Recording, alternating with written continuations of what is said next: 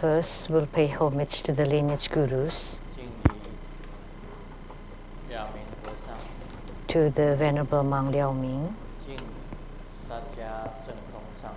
to homage to Master Sakya Tsongkhong, homage to the 16 Dharma King Karmapa, and homage to Master Tupten Dorje, homage to the three jewels of the altar,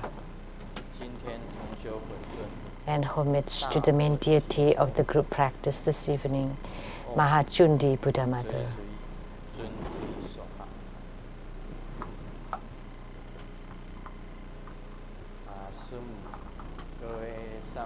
Sumo, all Dharma masters, Dharma educators, Dharma teachers, Dharma lecturers, Dharma assistants, temple directors, fellow disciples, present here and over the internet,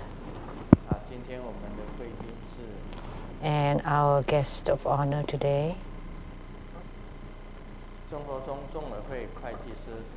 accountant to the True Buddha Founders, Dharma Sister Teresa, and the CTI TV in Taiwan, producer for the Illuminating Your Heart program, Dharma Sister Rebecca Su, and Dr. Zhou,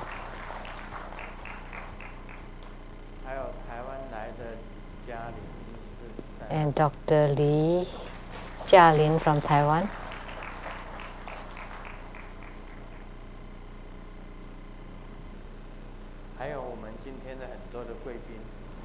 and there are many other guests of honor from faraway places, and everyone here is our guest of honor.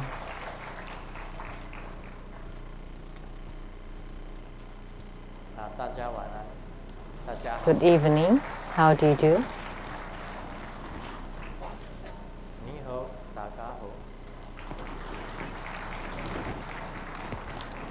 How are you in Cantonese?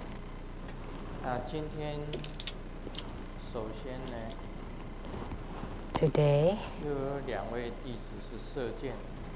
there are two disciples who shot an arrow about chokuk, about cheche, which is the cutting through.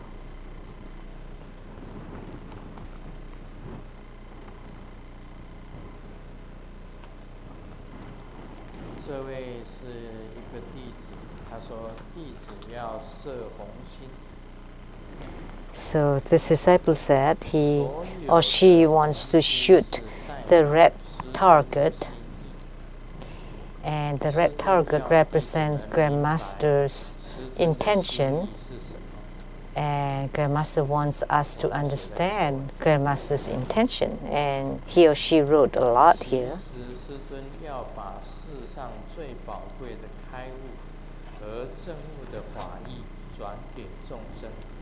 So Grandmaster wants to transmit the realization of the enlightenment to all disciples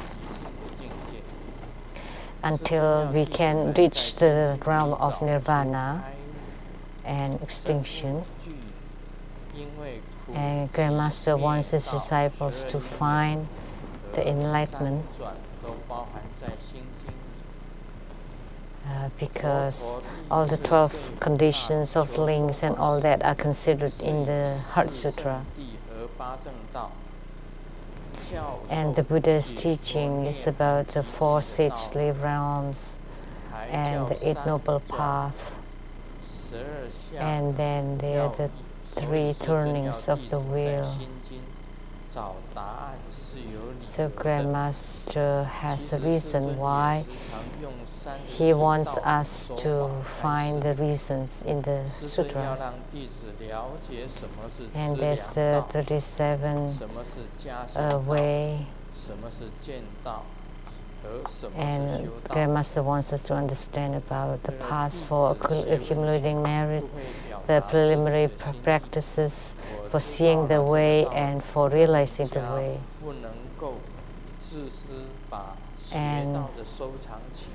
because my study is very shallow. I may not be able to say the right thing, but I want to share here.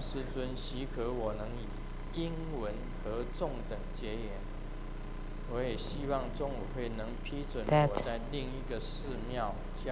I can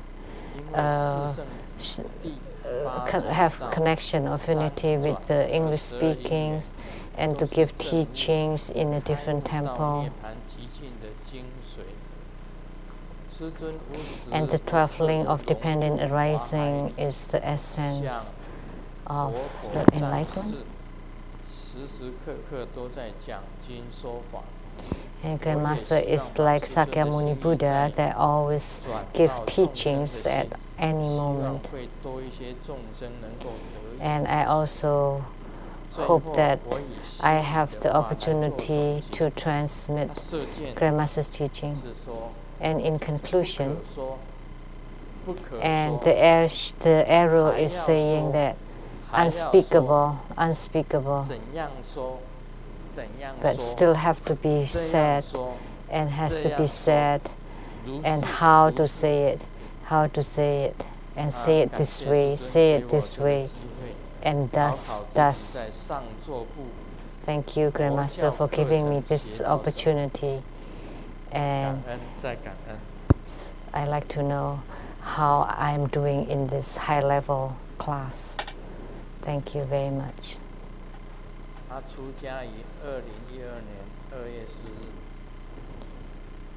And he was ordained at 2012 and February 10. And he or she said that his Chinese is not good. He received English education, but he could still say something like it's unspeakable, but have to be said, and say it this way. So his Chinese is not very clear, and I am befuddled, still very fussy here. He still didn't say it.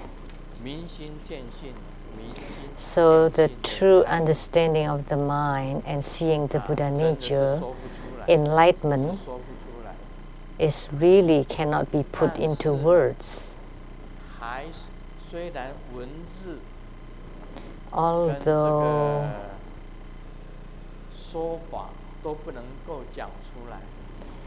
it cannot be put into language, words written or verbally, but there's still a key point. If you say it, the enlightened ones would immediately know that you are enlightened.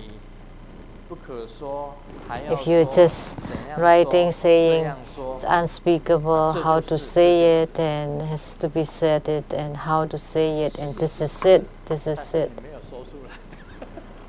Yeah, it is, but you didn't say anything. Thank you. I hope that you would say it. You can say it in English. It's okay. We have translator here, and there are many people who understand English. And this is United States. Everybody knows English.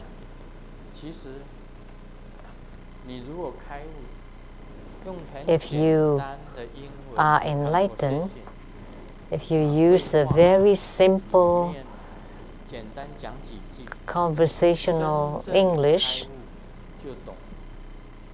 just colloquial English, you would know that you would know you could write it in simple English too.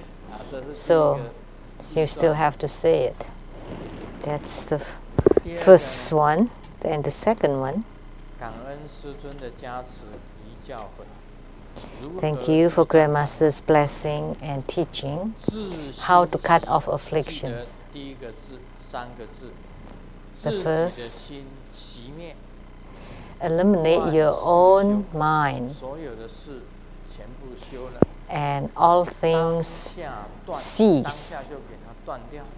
And at the moment, you cut it off. and you don't need to exert anything. So afflictions is the function of the mind, and the mind is the cause for all afflictions.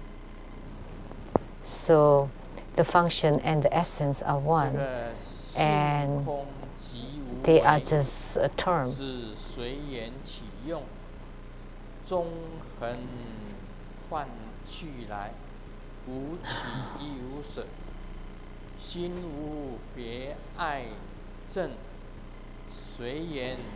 The mind has no love and hatred, and you just let it flow. How do you return the afflictions to nothingness? But the afflictions has nothing to go, and the mind has no dwelling. So the afflictions, whether they return or not, they originally are the same. So if they are empty, the afflictions too. So with forms, no heart. With heart, the forms disappear. The form comes from the mind. And I'm sorry, missed. That was written by a disciple. It's like a verse here. It's like a verse or a poem. He wrote a lot, and it also makes sense. So the mind is gone, and everything has ended, and immediately you cut off without any exertion. Actually, I like to tell you, there is a problem here, that at this moment, what is this? What is this at this moment? There is a time issue here. In the Diamond Sutra, it's mentioned that the past, the mind of the past is unattainable. So anything that's past has passed. That's why it is unattainable. And the mind of the present is also unattainable, because the present would become the past. So the current moment would become the past. And the mind of the future is also unattainable, because it's the future, you don't have it yet. That's why it is unattainable. So even at the moment, it's also unattainable. Actually, you don't need to cut, because it has no beginning and no ending. And with no exertion is correct. You don't need to use any exertion to cut. But with at the moment, that symbolizes time, and that's wrong. And cutting it off at that moment, so there is a concept of time. So this moment, that's the teaching in Zen Buddhism for the kindergartners. So this is wrong. So if you still have mind and you eliminate the mind, this is also wrong. Because your mind doesn't exist, then why do you need to eliminate it? So how do you cut off the afflictions?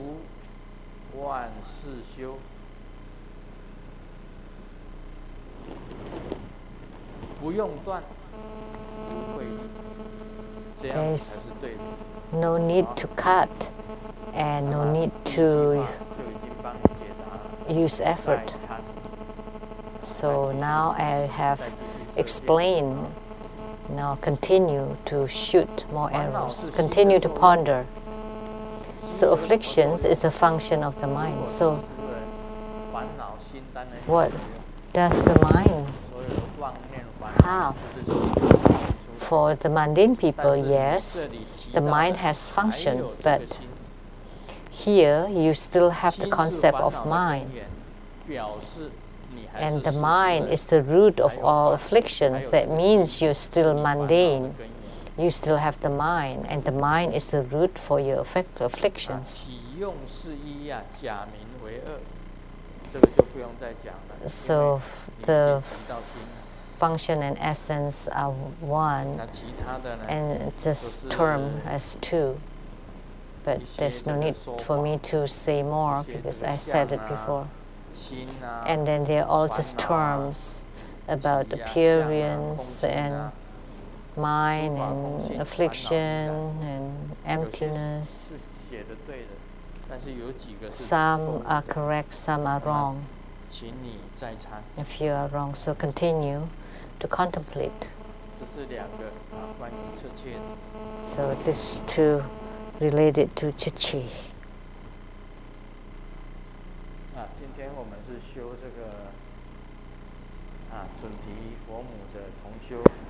Today we had the group practice of Mahachundi, Buddha Mother. So what is spiritual cultivation? It really is difficult to say.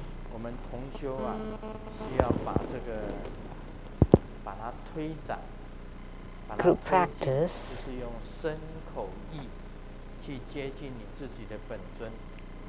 by doing the group practice is to purify ourselves to be closer to our yidam.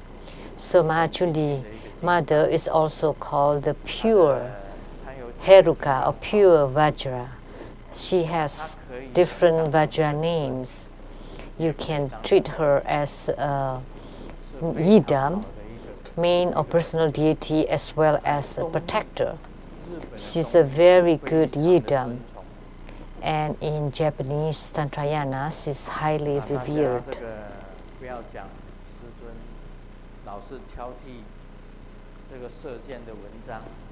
So don't say that Grandmaster always nitpicking on this article submitted for enlightenment. Because if you are really enlightened, you can just write 4 words and it's done.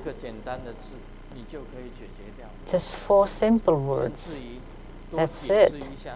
Otherwise, those are all just terms from the sutras. Or just 4 words and just brief explanation, that's it.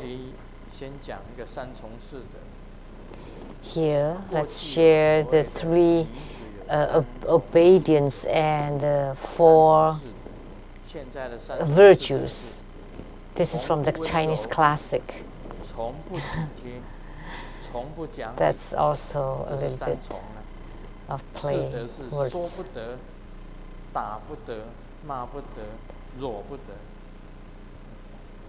It's a play of words. This is the expected virtues of women in the past, and these days are very different.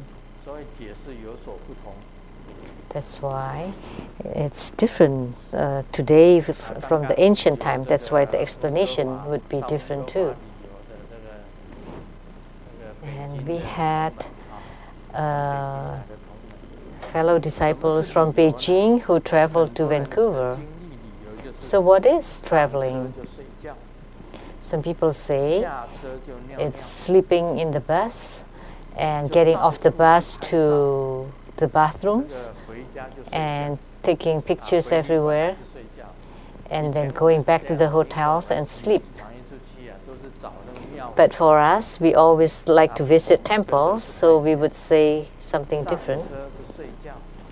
We sleep on the bus and getting off the bus to pee, and then visiting temples everywhere.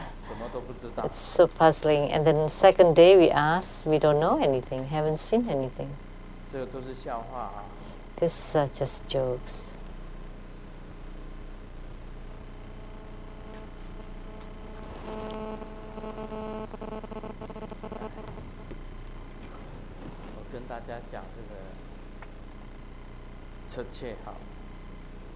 Okay, let me explain about Chichi.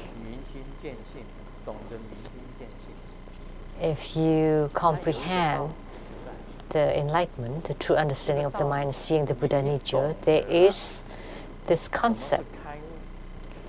Once you comprehend this, what is enlightenment, then on your body there would be a few signs. Recently, Master Lien Wang asked this question. He said, in his meditation, he entered into the clear blue sky and nothing, there is nothing, right, Master Lien Wang? That in meditation he entered into the clear blue sky because nothing exists. He felt very scared, and then he didn't dare to enter and he got out. That when he was about to enter into emptiness, he was very scared. And then he got out. So I'm telling you, this means you have not cheche. You have not cut through. Because if you are truly enlightened, you are fearless. You have no fear. And why? Why can you be fearless? But you're afraid of the emptiness. And you didn't dare to enter into it. But actually, you know, you're sitting at home or on the Dharma seat or on a chair. You are not moving. And there isn't any earthquakes, no flood, no fire, no windstorm. What are you afraid of? You're just sitting there. Meditation is meditation. There is no need to be scared. Oh, I'm about to enter. Oh no, it seems dark. And you start to get panicky. Actually, it's just fearlessness. You don't need to be fearful of anything. That's cheche. That's cutting off. Nothing. Nothing exists. At this time, if you fall into hell, say if you in meditation you fall into hell, you would not be afraid of the hell because you know what the hell is. We know what hell is. But I cannot say what hell is. If in meditation you enter into the incarnation, you went into the animal realm, the hungry ghost, the hell, Asura, or the heavenly realm, you're not afraid of anything. You're not afraid of anything. So the joke that Grandmaster said earlier about the 3 obeisance and 4 virtues of woman,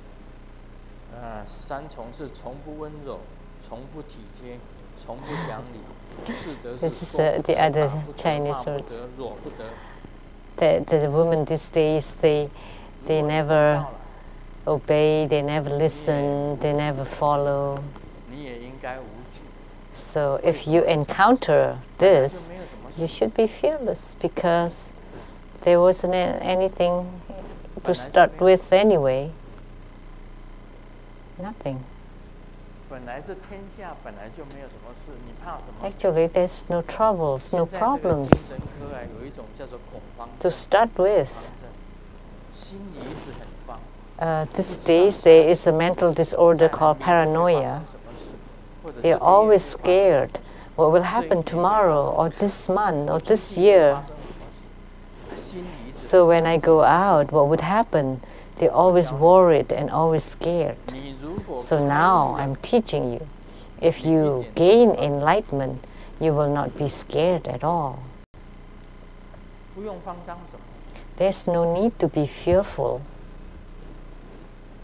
There's nothing to be feared of. Why do you need to be scared? You know, there's this illness, mental illness, that's called paranoia. But there's no need. Because, very simple, you're not afraid of even life and death. So what are you afraid of? You don't even have birth and death. So what are you scared of? What are you panicked about? Is there anything more scary than death? You're not even afraid of death. So what are you afraid of? Of course, you don't need to be afraid of anything. So you don't need to be scared, to be panicked. Just have peace of mind, to meditate, to sleep. And in whatever, you have a peace of mind. So Master Sheng-Yen wrote this, that when you have peace of mind, that's safety, that's security. This is a very good statement. But he did not teach us how to have the peace of mind. He didn't teach us that. But why I want to teach how to have the peace of mind? Because you don't even have mind. There is no mind to have. So where would you have the peace or the fear or the scared? Because we're teaching you about having no mind and no problems, no matters. So you have no mind, so there's nothing to be afraid of, because you have no mind. So Master Lian Wang, if you have no mind and you enter into meditation, you don't care whether it is a clear blue sky or hell or the 3 lower realms. You can go and come, and you don't go and you don't come. There's no going or coming to talk about. So why don't you have peace of mind? So especially about the mundane events or mundane affairs, you don't have to worry about it at all. And you need not concern about them. So in Che, if you know how to meditate, you don't need to ask for anything. So you don't have to say that today in my meditation I want to see Sakyamuni Buddha. I want to go to the heavenly realms, the realm of desire, realm of form, realm of formless. No need. You just enter into meditation, and then you don't need to be concerned about anything else. And you don't even need to be concerned about meditating. Then you enter into meditation. If you keep thinking that I want to be meditating, I want to enter into meditation, then it would be impossible for you to enter into meditation. If you don't even think about it, then you would enter into it. This means you have nothing to ask for, or you have no motives or motivation.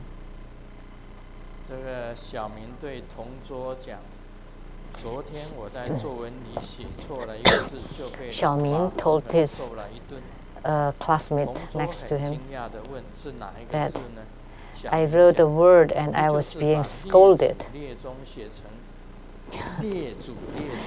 It's also a Chinese word, saying ancestors. It should be written this way, but with the same sound, he wrote it as if it's like the fierce or the cruel ancestor. So it's just just a minor difference of a few strokes. So like the arrows being shot earlier. There is no mind. So why do you want to eliminate the mind? So the way to enter into meditation is to have no mind and to have no nothing, no issues. And in Tzu, there's this joke. The mom taught the daughter finding a husband is a matter of life. So you need to be conscientious about it. Look at your dad. Your dad could fix everything, cars and cabinets and plumbings and everything. And then the daughter interrupted and said, okay, now I understand. In the future, I should find a husband like Dad. What are you understanding? If you find a husband like your dad, then you would never use anything new. That Grandmaster is incredible. Grandmaster doesn't know anything about electrical items or cars. All I know about cars is to drive it.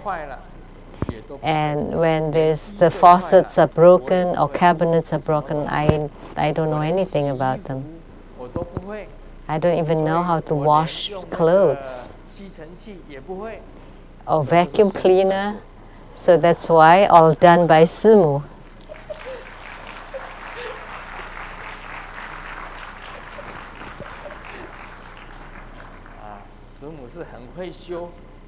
And Simu is really good at fixing things. She's very good at everything.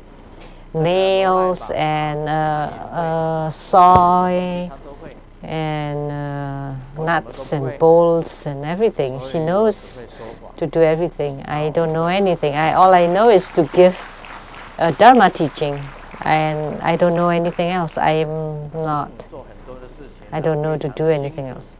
And Simu does a lot of things. She works very hard.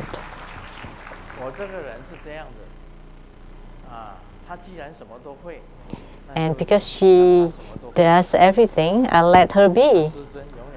And I don't need to learn anything. And I'm very happy because I give all the hardships to others because I don't ask for anything. So that's good. I have no expectations at all. I don't know how to use the computers. I have no email. I don't know how to open it. And Simu told me, it's very easy. Let me teach you how to open the computer and then you would know. I'll teach you. And I said, no, I don't need to. And Grandmaster has computers, so every day she has to work hard and she has to look at that screen and move her fingers. Lots of people email to her and she's very busy every day. And her English is also incredible. Not bad. So every time she ordered by phone, all in English. And I don't need to do that. I just give her the things that needs to be ordered. And she's good at computers. And she has emails. Lots of people emailed her. And her cell phones always ring here and that. And she has to do housework. And Grandmaster only did egg fried rice when I was young. That's the only thing I know. After I got married, I never cooked, not even once. Sorry, they're all done by Simu.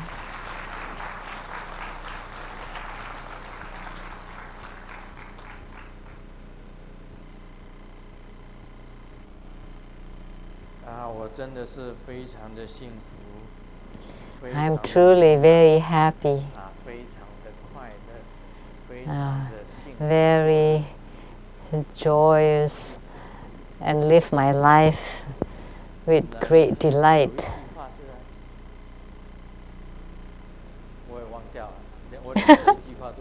I forgot what I was going to say.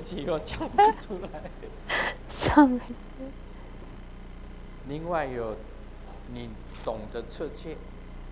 So if you can comprehend Chit-che, then you would know about dwelling on equality. There is no difference between top and down. I comprehend Chit-che. So in Grandmaster's heart, there is no beauties versus ugliness, good, bad, and there isn't anyone to be disliked or liked. They're all equal. However, it's not the case that I don't like anyone. Grandmaster would still like someone with affinity. But in this phenomena of likeness, you treat it as emptiness. This would be a true Chit-che.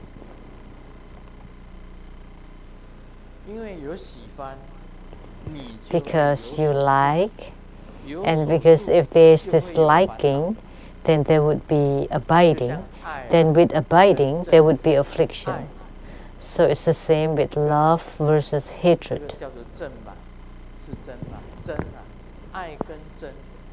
Love and hatred came from the same source, like the arrow article earlier. But as soon as you have love, then you would be afflicted. Then you have this abiding. You need, although you have the feeling of love, you have to treat the love as empty.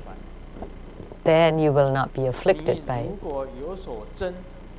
But if you have hatred, it's the same. You would also be afflicted.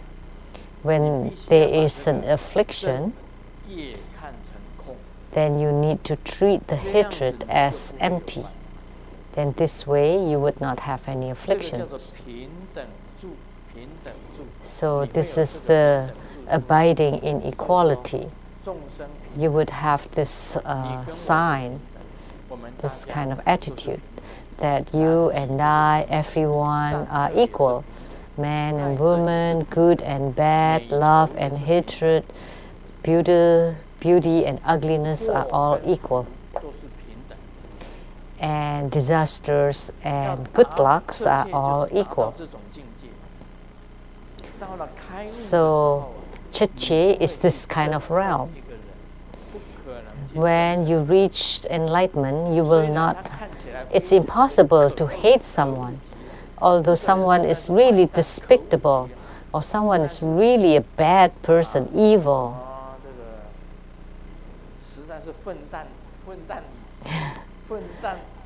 It's a really bad scum, and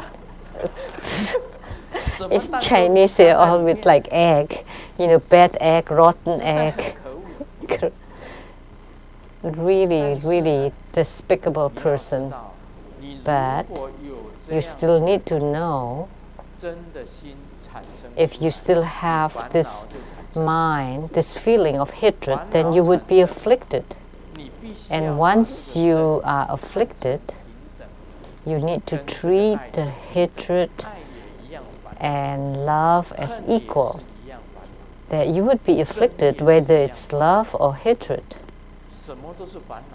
Anything is an affliction as long as you dwell on it. But if you can see through your love or hatred, then there would be realizing your Chit-che. that putting it into practice, the chichi. So this way, you would understand, right? So the joke, like the ancestors, this is a different Chinese words that sound the same for ancestors. From the equality, it's just a matter of the wrong word. The dad shouldn't be so angry. Just teach the kid. This Chinese character is slightly wrong. Just correct it.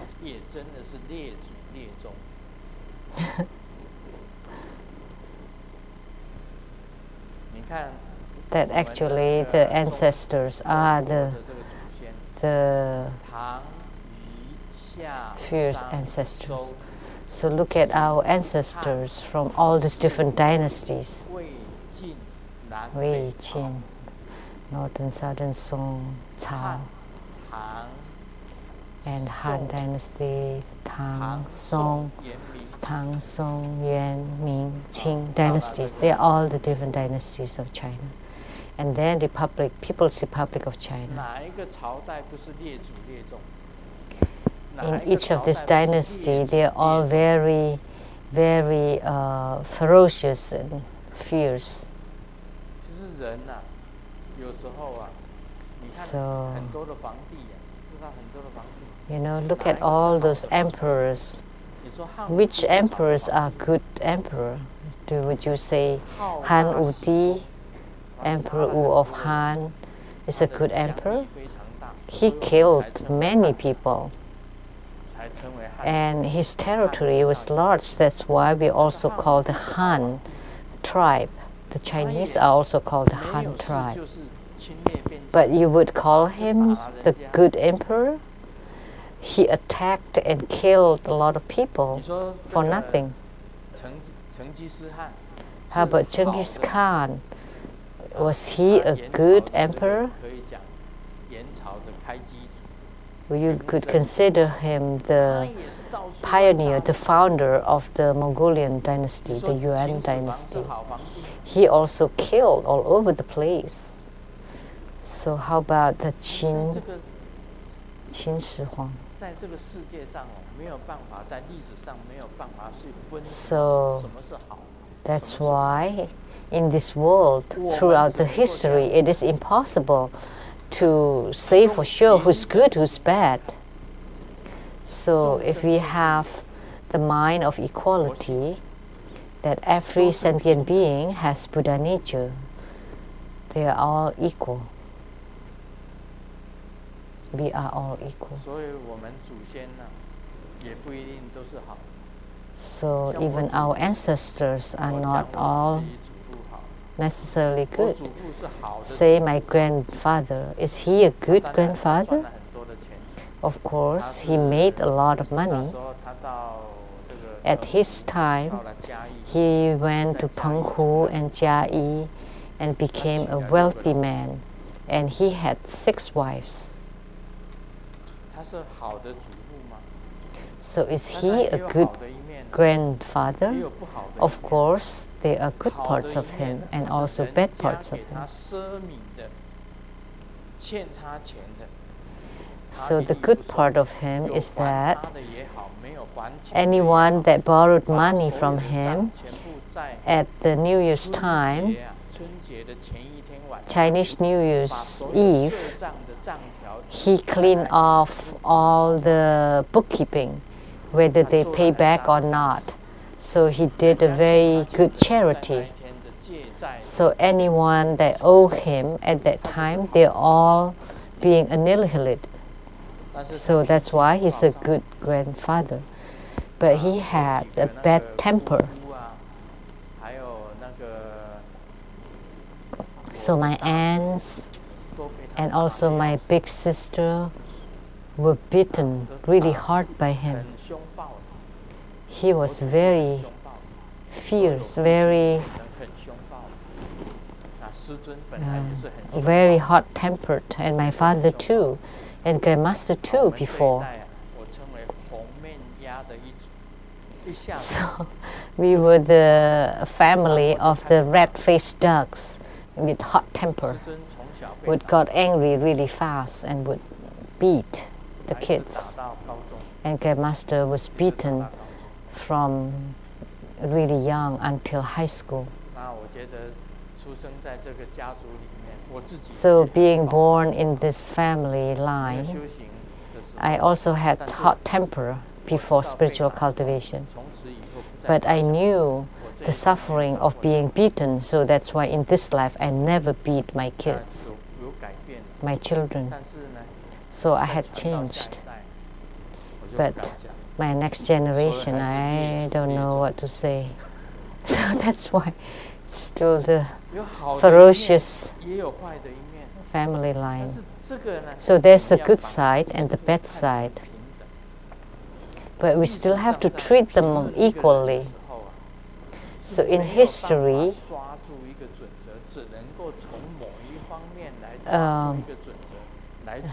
when they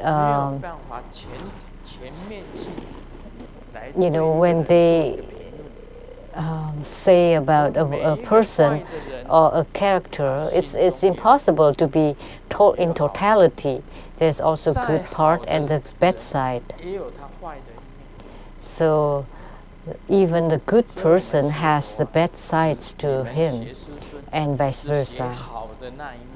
So in your studying of Buddhism, you learn the good sides of Grandmaster and not the bad sides. So you can treat every single being as your teacher, and you learn the good part from them and not the bad part. Then this way you would have this mind of equality, that you treat everyone as a good person and you think of them, everyone, as a good person. So when you reach the yoga of one taste, that everyone is a Buddha, everyone is a Bodhisattva, and whatever words they say are mantras. And their place of residence are palaces, are Buddha lands. So this is very important.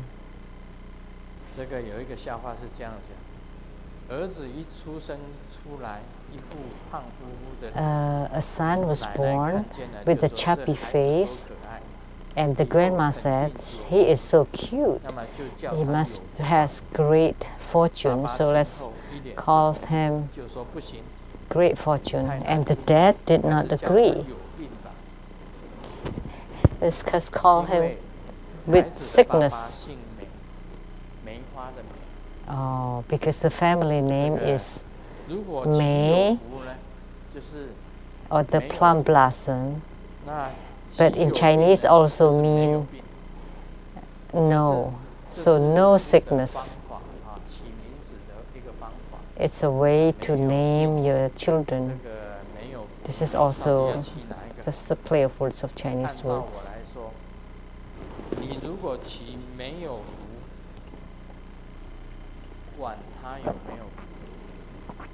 But for me, whether it's with good fortune or with disaster, it doesn't matter, because good fortunes and disasters are next to each other.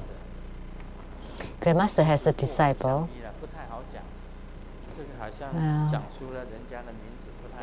This is not a good thing to say. It's because about someone's privacy. Now he's in a very high position, and something happened to him recently.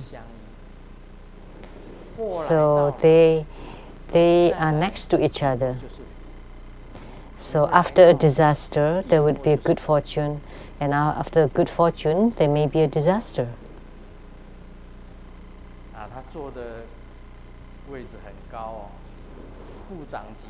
He occupied a very high position, like ministers and above.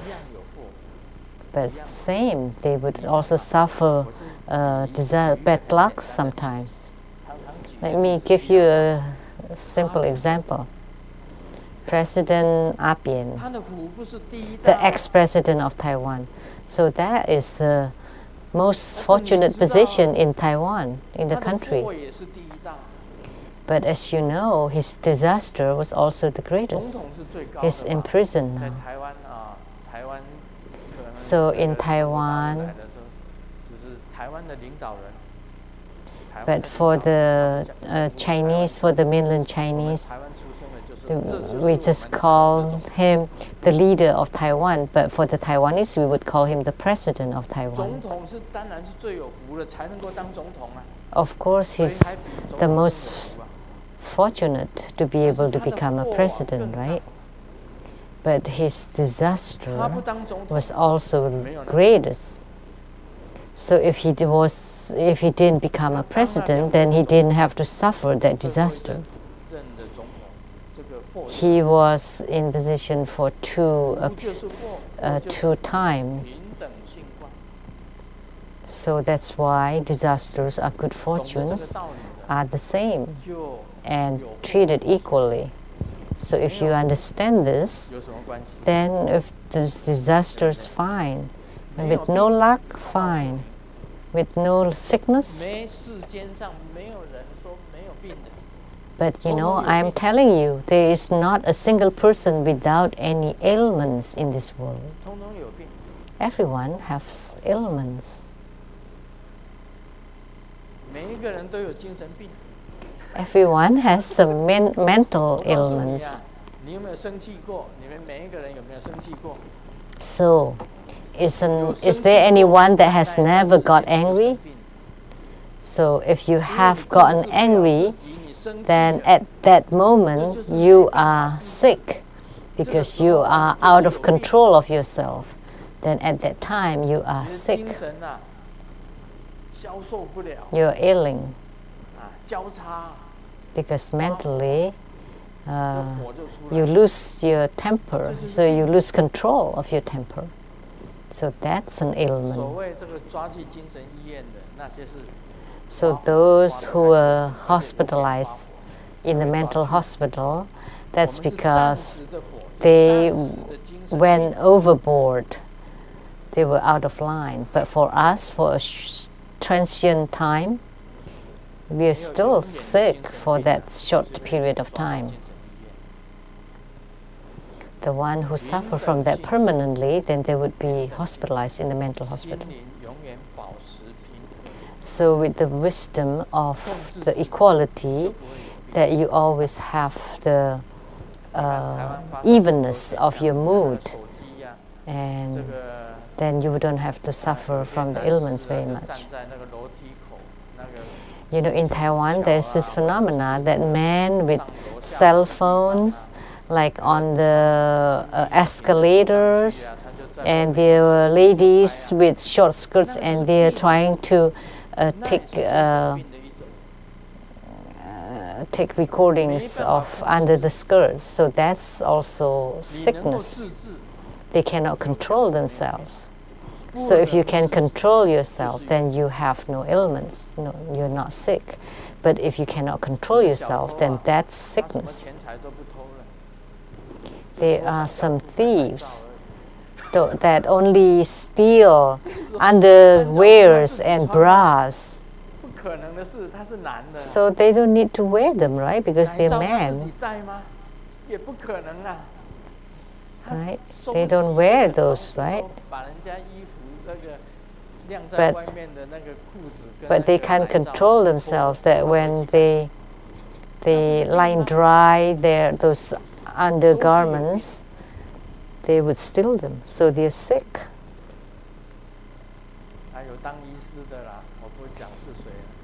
And also someone who's a doctor, that he wouldn't check the pulses of men or of the older ugly ladies. He just checked the pulses of young and beautiful women. He never checked the pulses of Grandmaster. So think about it. He's a doctor, and he's good at both Western and Eastern medicine. So why did he always check the pulses of the young and beautiful ladies and not the older ladies or the men? They're also sick.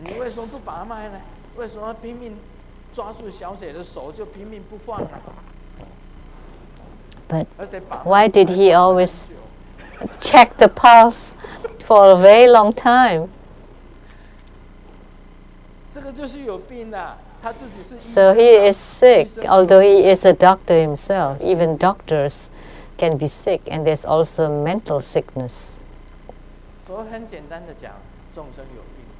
So simply said, the sentient beings have sicknesses. Oh, they all do. So that's why we want to view everyone as equally. Love, hatred, they're all sicknesses.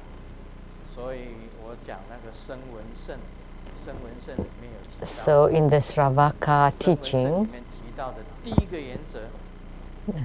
it mentioned the first one, do not harm others. So that's the first principle in the Sravakahood. The first stage to the great completion or great perfection Dharma is you should not inflict harms upon any single sentient being. So in becoming a Buddhist, then you should be able to apply this. And you should treat everyone equally. The second principle, not only you cannot inflict harm upon any sentient beings, you have to help them. And this is the Mahayana, the great vehicle. So you become Bodhisattva. You also have to help others. And if you cannot even apply, or if you cannot even reach the Sravakahood, there's no need to continue. There are some people who like to harm others, so they are sick. So they're not called the Buddhist practitioner, because Buddhist practitioners never inflict harms on others. They always help others. This is principles that you should abide by. If you comprehend Chichi, then you have to generate bodhicitta even more and help sentient beings.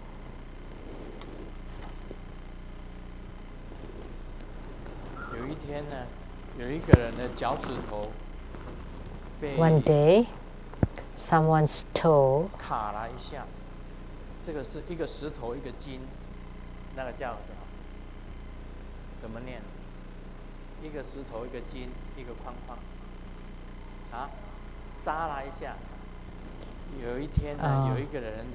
his toe was hit by a rock. And he got to the hospital, and they asked, and they asked to have brain scan, and he said, "It's my toe that got hit, not my brain, not my head. Why do I have to have a brain scan?" And that person at the hospital said, "So if your reflex is good, then how could you get hit on the toe? If your brain is good and your reflex is good." Yeah, well, this joke is not, because sometimes you are inattentive. But the reflex sometimes is related to the brain, like if something falls and then you would jump backward. So from this,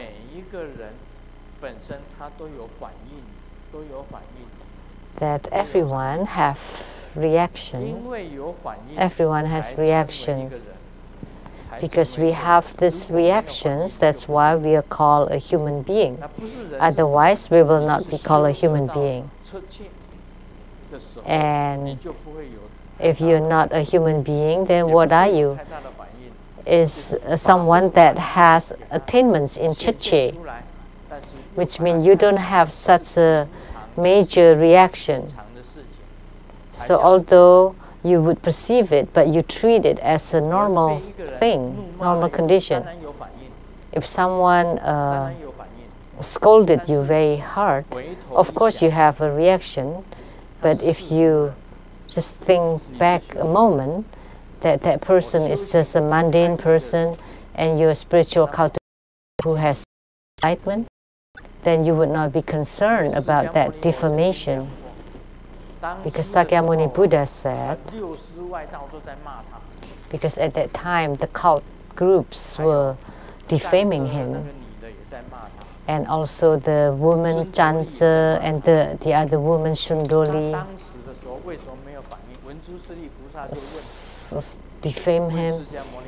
And Manjushri Bodhisattva asked Sakyamuni Buddha, why didn't you react to all these defamations?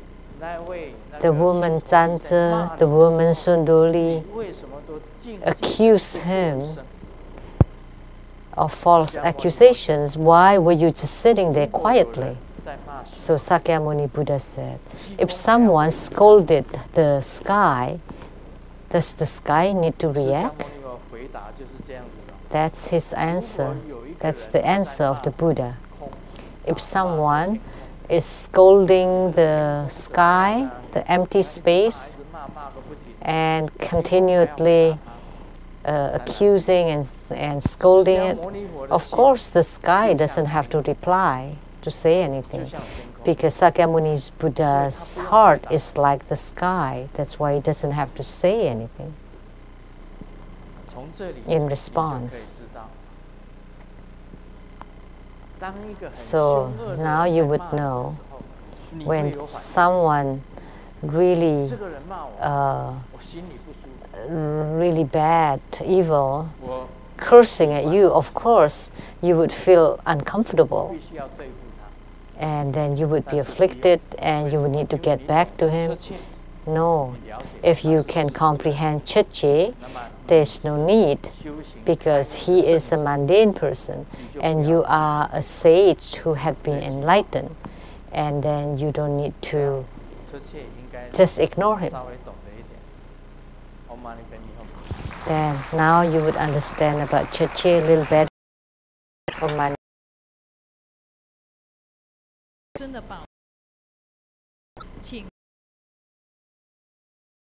To Grandmaster's precious Dharma teaching.